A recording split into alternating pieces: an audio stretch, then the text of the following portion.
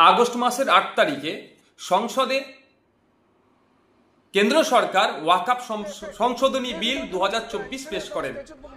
বিরোধীদের প্রবল আপত্তির ফলে সংসদের স্পিকার স্যার এই বিলটির নানান দিক খতিয়ে দেখার জন্য জয়েন্ট পার্লামেন্টারি কমিটি গঠন করে দেন। এই জয়েন্ট পার্লামেন্টারি কমিটি এই সংশোধনী বিলের উপরে মতামত চেয়ে মানুষ যাতে মতামত প্রদান করে তার জন্য একটা নির্দিষ্ট টাইম পর্যন্ত বরাদ্দ করেছিল। তাই আগামী কাল পর্যন্ত এই মতামত প্রদানের সময় থাকছে। যে দুর্ভাগ্যের বিষয়, এই মতামত প্রদানের ক্ষেত্রেও একটা সংকীর্ণতা থেকে গিয়েছে। একটা হচ্ছে টাইম, দ্বিতীয় হচ্ছে এই মতামত প্রদান করতে গেলে হয় ইংলিশে নাহলে হিন্দিতে করতে হবে। বাকি যে সমস্ত বিভিন্ন আঞ্চলিক ভাষা আছে সেই ভাষায় মতামত প্রদানের কোনো জায়গা রাখেনি। এরও আমরা বিরোধিতা করছি, ধিক্কার নিন্দা জানাচ্ছি। তারপরেও বলবো, বেশি বেশি করে আপনারা আপনাদের মতামত ইংলিশ ভার্সন বা হিন্দিতে আপনারা লিখে যে এই বিলটাকে অপোজ করছি, এই বিলটা অবিলম্বে প্রত্যাহার করতে হবে, এই মর্মে যে এই বিলে নির্দিষ্ট এক জনগোষ্ঠীকে ধর্মীয় পরিচয়ের কারণে তাদেরকে টার্গেট করা হচ্ছে, এই বিলে ফান্ডামেন্টাল রাইটস ব্রেক হচ্ছে, সেই জন্য এই বিলটিকে প্রত্যাহার করতে হবে। এই মর্মে আপনারা বেশি বেশি করে আপনারা মেল করতে থাকুন। এই সংশোধনী বিলটি দেখলেই বোঝা যাবে ওয়াকফ সম্পত্তিকে হাতানোর চেষ্টা করছে কেন্দ্র সরকার। হয়তো কোনো কর্পোরেটদের হাতে তুলে দেওয়ার একটা ব্লুপ্রিন্ট তারা করে রেখেছে, সেই জন্যই এটাকে হস্তক্ষেপ করছে।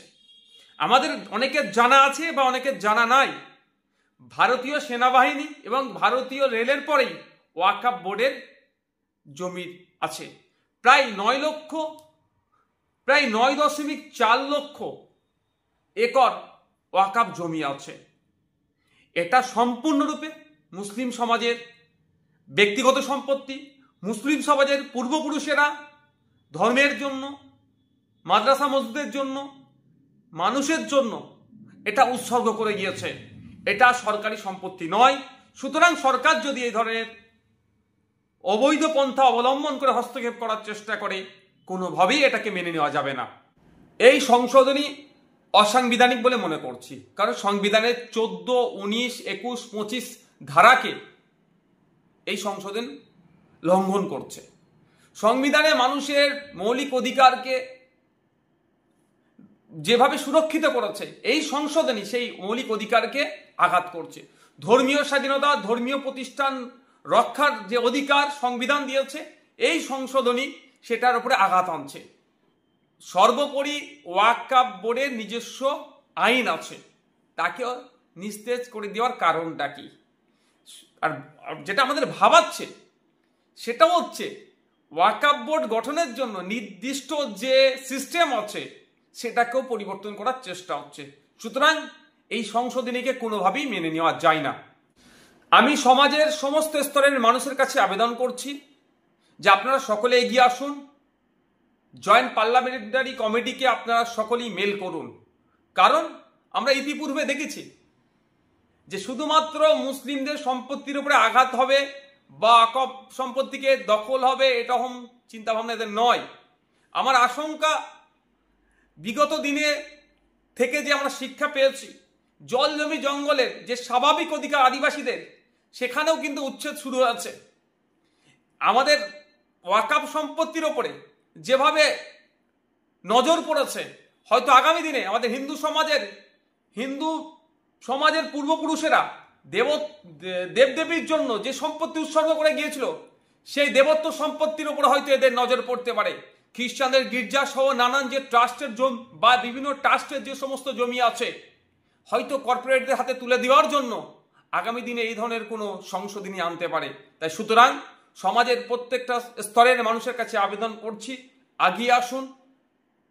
ধর্মনিরপেক্ষ ভারতবর্ষকে আমরা আরো শক্তিশালী করি। কোনো ধর্মের ধর্মীয় স্বাধীনতায় বা নিজস্বতা যে আছে তাতে হস্তক্ষেপ করলে আমরা সকলে মিলে তার বিরুদ্ধে প্রতিবাদে গর্জে উঠি। এখন প্রতিবাদের স্টেজে আছি, সেটা হচ্ছে মেল করতে হবে জয়েন্ট পার্লামেন্টারি কমিটিকে। আমরা সকলে সেখানে মেল করি। ইতিমধ্যে জয়েন্ট পার্লামেন্টারি কমিটির কাছে 1 কোটির অধিক মেল পৌঁছেছে। আরও বেশি পাঠানো আমাদের প্রয়োজন।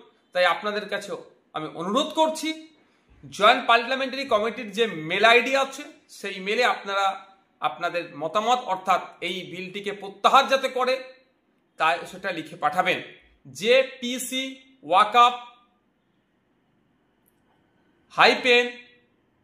-lss@sansad.nic.in JPC WAQF LSS@sansad.nic.in আপনাদেরকে অনুরোধ করছি এই মেল আইডিতে আপনারা মেল করুন।